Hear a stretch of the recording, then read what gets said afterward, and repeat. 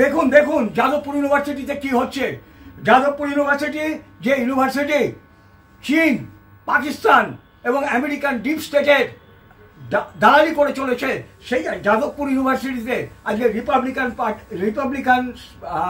Republican যে আছে, channel আছে, সেই চ্যানেলের আর বাংলা যাকে বলে তার সাংবাদিকরা ওখানে গেছিল। সেই জন্য তাদের ঘিরে ধরে তাদেরকে অকথ্য ভাষায় গালিগালাজ করা হচ্ছে। বলা হচ্ছে কি দালাল। কার দালাল? মোদির দালাল। মোদি হচ্ছে ভারতের প্রধানমন্ত্রী। ওদের কাছে মোদি হচ্ছে অ্যান্টি ন্যাশনাল, ভারত বিরোধী।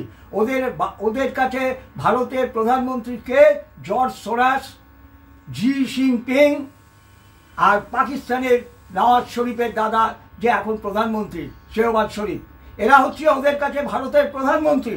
আর মোদি হচ্ছে বহিরাগত, অ্যান্টি ইন্ডিয়ান। এই হচ্ছে যাদবপুর ইউনিভার্সিটির স্টুডেন্টদের কনসেপ্ট। সিদ্ধার্থ রায় মনে পড়ে 72 সালে সিদ্ধার্থ রায় ক্ষমতায় এসে এই নকশালদের এই নকশালগুলো, এই আরবান নকশালগুলো যারা চীনের দালালি করে, আমেরিকার দালালি করে, পাকিস্তানের দালালি করে, যারা এদের পয়সা খেয়ে, যেহেতু ভারত আজকে বিশ্বের 1 নম্বর রাষ্ট্রে পরিণত হতে চলেছে, সেই জন্য এরা ভয় পেয়ে এই জানোয়ারগুলোকে, এই যাদবপুর ইউনিভার্সিটির অ্যান্টি ন্যাশনাল জানোয়ারগুলোকে এরা কাজে লাগাচ্ছে। সিদ্ধার্থ রায় কি করেছিল? সিদ্ধার্থ রায় যখন 70 সাল থেকে 70 দশককে মুক্তির দশকে পরিণত করেছিল নকশালরা, 72 সালে সিদ্ধার্থ রায় আর গোয়েন্দা প্রধান ছিলেন দেবী রায়, তারা মিলে বুঝিয়ে দিয়েছিল কত ধানে কত চাল। আরবান নকশাল খতম হয়ে গেছিল, একদম খতম হয়ে গেছিল। আর এখন প্রথম দিকে সিপিএম এর মদতে, এখন মমতা ব্যানার্জির মদতে আজকে যাদবপুর ইউনিভার্সিটিতে তাণ্ডব চলছে। যাদবপুর ইউনিভার্সিটি পশ্চিমবঙ্গে অবস্থিত, পশ্চিমবঙ্গ সরকারের আন্ডারে রয়েছে। সেইখানে কি করে দেশ বিরোধী স্লোগান লেখা হচ্ছে, কাশ্মীর মাঙ্গে আজাদি, মণিপুর মাঙ্গে আজাদি, আরো অমুক অমুক জায়গা আজাদি। আজকে যদি বিদ্যার্থী পরিষদ যদি এই ধরনের কোনো স্লোগান লিখতো, তাহলে কি করতো?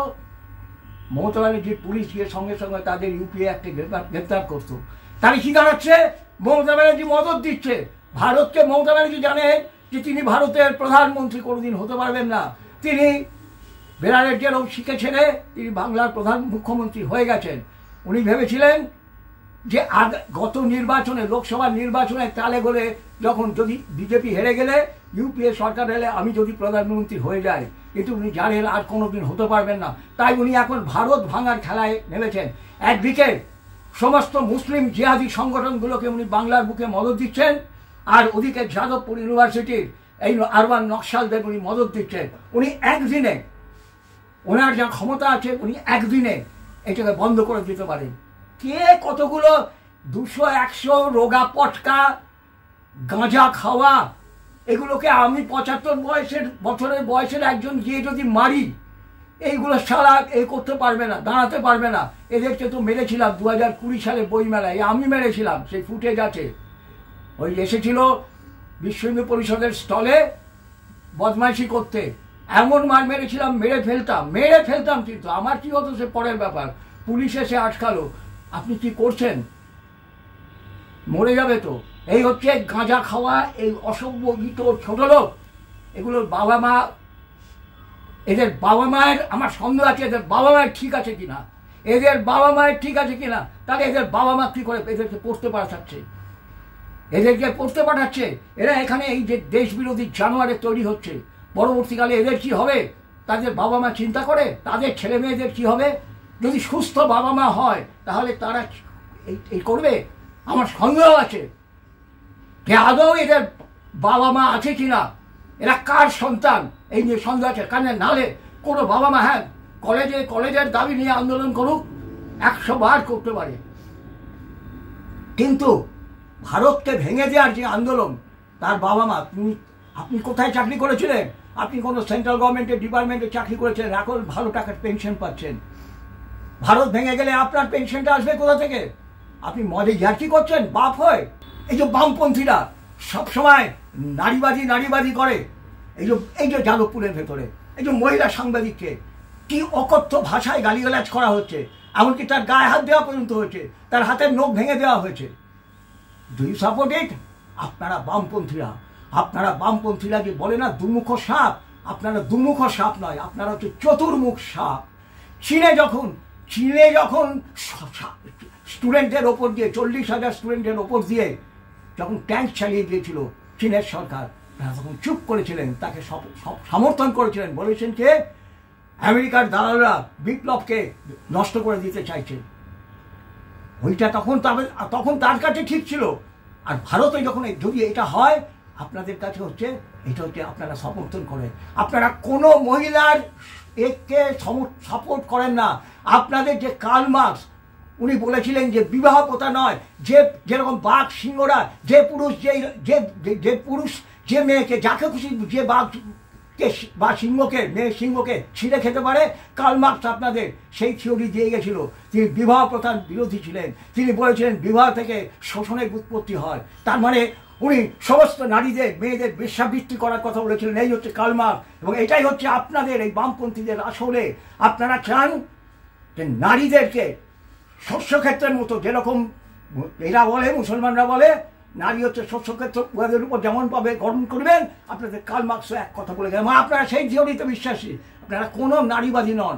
আপনারা নারীর ওপরে হিংস্রভাবে ধর্ষণ করতে চান। এই হচ্ছে বামপন্থী। আপনাদের কার্ল মার্কস এই থিওরিতে বিশ্বাস করেছিল।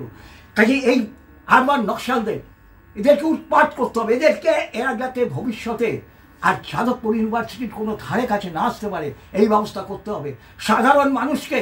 কারণ সাধারণ মানুষের পয়সায় যাদবপুর ইউনিভার্সিটি চলে। কোটি কোটি টাকায় যাদবপুর ইউনিভার্সিটি, কাদের টাকা? এই টাকা দিয়ে তো গরিব লোককে দেওয়া যেতে পারে। কেন এখানে দেশ বিরোধী লোক তৈরি করা হবে? সাধারণ মানুষের উচিত যাদবপুর ইউনিভার্সিটি করতে ঢুকে এই যারা এই বদমাইশিগুলো করছে, যারা মগজ ধোলাই করছে, তাদের টেনে হিসেবে বের করে তাদেরকে সমুদ্রের জলে নিক্ষেপ করা। এই হচ্ছে একমাত্র রাস্তা স্বদেশাত্ম সমাচারের। এই হচ্ছে, কোনো গণতন্ত্র নেই। গণতন্ত্র কোথায়? যে গণতন্ত্র মানে, যারা গণতন্ত্র মানে না, কমিউনিস্টরা গণতন্ত্র মানে না, এই মাওবাদীরা গণতন্ত্র মানে না, তারা ভারত রাষ্ট্রকে ধ্বংস করতে চায়। আর আমেরিকার ডিপ স্টেট এর আন্ডারে জর্জ সোরস এন্ড তার কোম্পানি, তারা চায় ভারতকে, উন্নতিকে ধ্বংস করে দিতে। তারা এই সমস্ত যত দেশ বিরোধী শক্তি আছে তাদেরকে টাকা দিয়ে যাচ্ছে। এই চীন থেকে টাকা আসছে কেন? ভারত চীনের কম্পিটিটর হয়ে যাচ্ছে।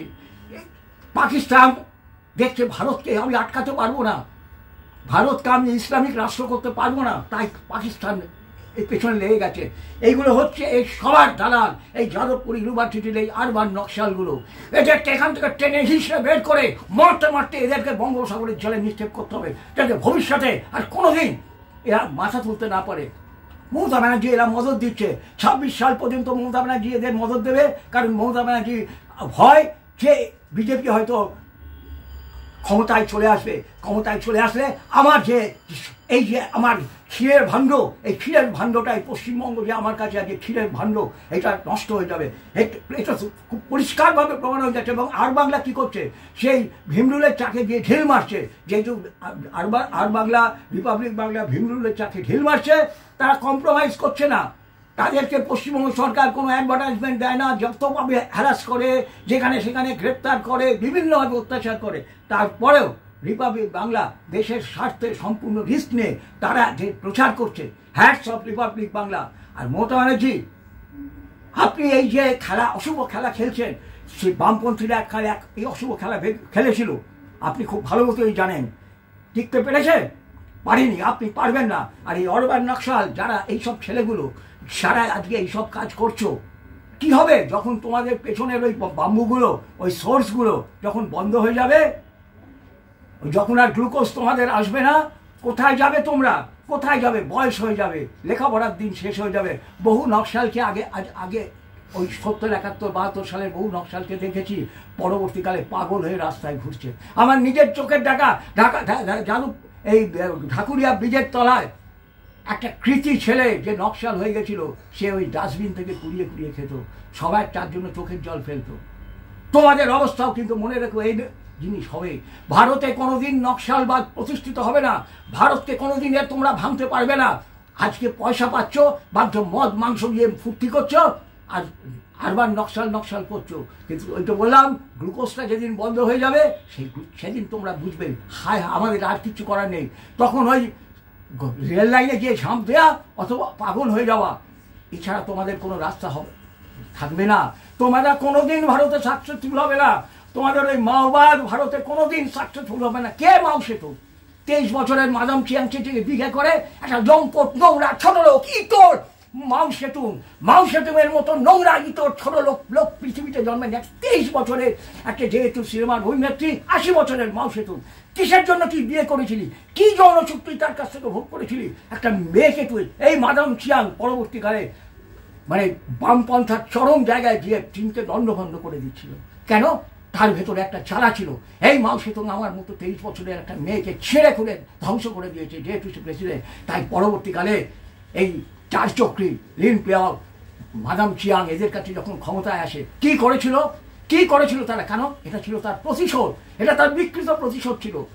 জেনে রাখবি তোদের ওই মাওবাদ, তোদের ওই মাও সেতুং কতখানি ভণ্ড, কতখানি ভয়ঙ্কর লোক ছিল সেটা তোরা ভাবতে পারবি না, কতখানি ভাবতে পারবি না। বলে দিলাম, চাই পরিশেষে বলি, এই এখান থেকে এই নকশাল মা টানতে টানতে সমস্ত জাতীয়তাবাদী মানুষকে বলছি, টানতে টানতে হাসরাতে চুলের মুঠি ধরতে ধরতে ছুঁড়ে ছুঁড়ে সাধকপুর ইউনিভার্সিটির বাইরে নিক্ষেপ করে দিন। তাহলে এই শয়তানরা বুঝবে কত ধানে কত চাল, কত ধানে কত চাল। এইটাই হবে সত্যিকারের বদলা।